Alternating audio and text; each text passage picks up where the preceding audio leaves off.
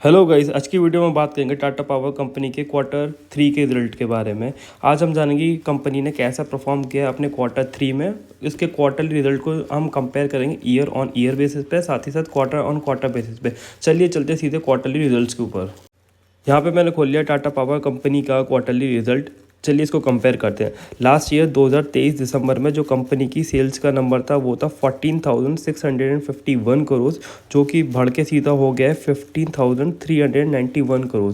तो इससे पता लगता है कि कंपनी ने ईयर ऑन ईयर बेसिस पे एक शानदार ग्रोथ रखी है। बट सैडली जैसा हम देख पा रहे हैं, सितंबर 2024 में जो कंपनी की सेल्स का नंबर था वो था 15,698 करोड़ रुपीज़, जिससे घट के इस बार हो गया है 15,391 करोड़। तो इससे हमको ये पता चल रहा है कि कंपनी की जो ईयर ऑन ईयर बेसिस पे रेवेन्यू में ग्रोथ तो काफ़ी अच्छी हुई है, but company sadly quarterly basis पे अपनी ग्रोथ को कंटिन्यू नहीं रख पाया है। जो ऑपरेटिंग प्रॉफिट है, एक बार मैं आपको बता देता हूँ पहले ऑपरेटिंग प्रॉफिट होता क्या है। ऑपरेटिंग प्रॉफिट वो होता है जो कंपनी का मेन बिजनेस होता है, उससे जो प्रॉफिट होता है उसको हम कहते हैं ऑपरेटिंग प्रॉफिट। यहाँ पे हम देख सकते हैं जो कंपनी का लास्ट ईयर ऑपरेटिंग प्रॉफिट था वो था 2417, जो कि बढ़ के अभी हो गया है 3079। तो यहाँ पे अगेन हम देख सकते हैं कि कंपनी ने एक शानदार ग्रोथ रखी है ईयर ऑन ईयर बेसिस पे। अगेन सैडली कंपनी ने अपने क्वार्टर ऑन क्वार्टर पे ग्रोथ को कंटिन्यू नहीं रख पाया है और हल्की सी प्रॉफिट के अंदर ड्रॉप हुआ है, जो कि पिछले क्वार्टर था 3271 और अब हो गया 3079। तो इससे काफ़ी ज़्यादा इम्पैक्ट पड़ता है कंपनी के ऑपरेटिंग प्रॉफिट मार्जिन पे। जिन लोगों को नहीं पता मैं उनको बता देता हूँ, ऑपरेटिंग प्रॉफिट मार्जिन कंपनी के मैनेजमेंट या फिर कंपनी कितनी एफिशिएंटली अपने रिसोर्सेज को यूज़ कर रही है और उसका बेनिफिट ले पा रही है, उसको बोलते हैं। तो यहाँ पे हम देख सकते हैं जो कि कंपनी का ऑपरेटिंग प्रॉफिट मार्जिन है लास्ट ईयर वो था 16% का, जो कि अभी बढ़कर हो गया है 20% का। काफ़ी शानदार ग्रोथ रखी है कंपनी ने। पर हम देख सकते हैं कब लास्ट ईयर कंपनी ने क्वार्टर बेसिस पे अगेन कंपनी का हम देख सकते हैं कि कंपनी ने यहाँ पे 1% का अपने मार्जिन को फॉल कर दिया है। ऑपरेटिंग प्रॉफिट मार्जिन के बाद हमारे पास आता है अदर्स इनकम। यहाँ पे बहुत बड़ा गेम चेंज हुआ है। अभी तक हम देख रहे थे कि company year on year basis पे काफ़ी अच्छा परफॉर्म कर रही थी, बट यहाँ पे देखते हैं अदर्स इनकम जो कि लास्ट ईयर थी 1092, उससे घट के अभी हो चुकी है 589। जिन लोगों को नहीं पता है अदर्स इनकम, मैं आपको एक एग्जांपल के थ्रू बताता हूँ। मान लीजिए कंपनी के पास लैंड है, उस लैंड को कंपनी ने रेंट पे उठाया हुआ है और वहाँ से रेंट आता है। जो उस लैंड की रेंटल इनकम होगी वो कंपनी की अदर्स इनकम में आएगी, क्योंकि जो कंपनी का मेन बिजनेस है पावर जनरेशन, डिस्ट्रीब्यूशन, ट्रांसमिशन का, ये वहाँ से पैसा नहीं आ रहा है, ये पैसा आ रहा है अदर सोर्सेज से।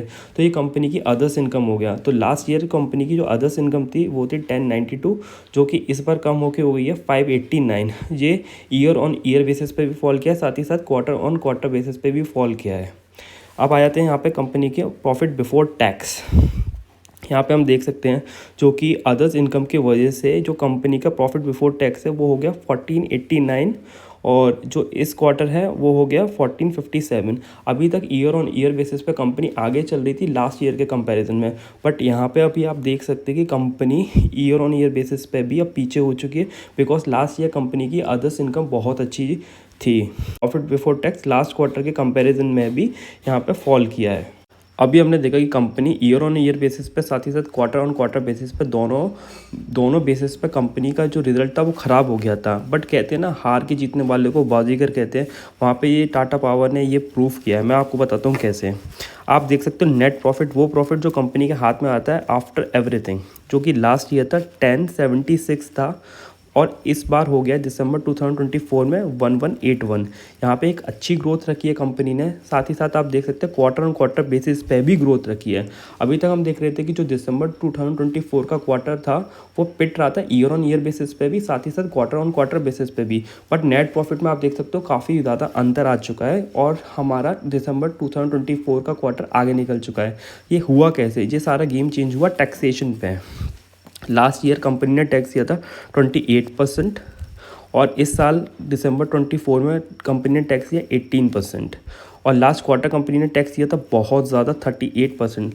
लास्ट क्वार्टर कंपनी का परफॉर्मेंस बहुत अच्छा था, सब कुछ अच्छा था, बस जस्ट बिकॉज कंपनी ने ज़्यादा टैक्स किया था इसके वजह से इसका नेट प्रॉफिट घट गया था। तो अभी हम देखें इस बार कंपनी ने कम टैक्स दिया। कम टैक्स देने की वजह से क्या हो रहा है यहाँ पे कि कंपनी का नेट प्रॉफिट बढ़ चुका है। कंपनी का नेट प्रॉफिट बढ़ चुका है तो जो ईपीएस है वो भी ऑब्वियसली बढ़ेगा। जो लास्ट ईयर जो ईपीएस था कंपनी का 2.98 था, अब वो हो गया 3.23। अब इससे हमको ये पता लगता है कि कंपनी अभी तक कोई ज़्यादा खास परफॉर्म नहीं कर रही थी, जस्ट बिकॉज कंपनी ने कम टैक्स दिया सरकार को, उसके वजह से यहाँ पे एक पूरा गेम चेंज हो चुका है और कंपनी ने हारी हुई बाजी जीत ली है।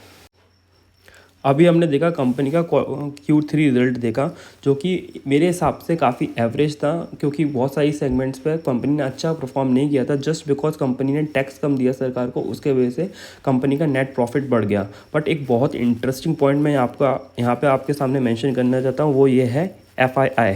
आप देख सकते हैं सितंबर के बाद से बाजार में कंप्लीटली बियरिश मोड ऑन हो चुका है, काफ़ी ज़्यादा सेलिंग दिख रही है हमें FII के द्वारा। बट इसमें आप इम्पॉर्टेंट पॉइंट ये है कि यहाँ पे सितंबर में और दिसंबर के बीच में आप देख सकते हैं FII जहाँ पे मार्केट को सेल करे जा रहे हैं लगातार, यहाँ पे इन लोगों ने बाय किया है। FII अगर कहीं पे अपना पैसा डाल रहा है तो इट मीन्स वहाँ पे कोई ग्रोथ का प्रोस्पेक्ट बहुत अच्छा होगा और आगे जाके काफ़ी ज़्यादा वो कंपनी ग्रो वगैरह कर सकती है। जैसे ही कंपनी का Q3 रिजल्ट आया, इस कंपनी को बहुत सारे ब्रोकरेज हाउसेस ने, वेबसाइट्स ने कवर किया। तो यहाँ पे हम देख सकते हैं परसेंटेज वाइज में कि कंपनी का जो नेट प्रॉफिट राइज हुआ है 10.3% से ईयर ऑन ईयर बेसिस पे बात कर रहे हैं, और जो उसका revenue year on year basis पे हुआ है 5% अप। अब थोड़ी बात कर लेते हैं टाटा पावर कंपनी के बारे में।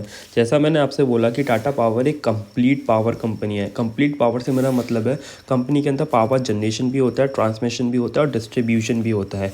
और जो कंपनी का पावर जनरेशन होता है ये अलग अलग सोर्सेज से होता है। जैसे कि आप देख सकते हैं यहाँ पर लिमिट्स लगी है, थर्मल पावर से इतनी जनरेशन होता है, इससे विंड पावर से इतना होता है, और बाकी सारे यहाँ पे दिए हैं, आप चाहें तो उसको पढ़ सकते हैं।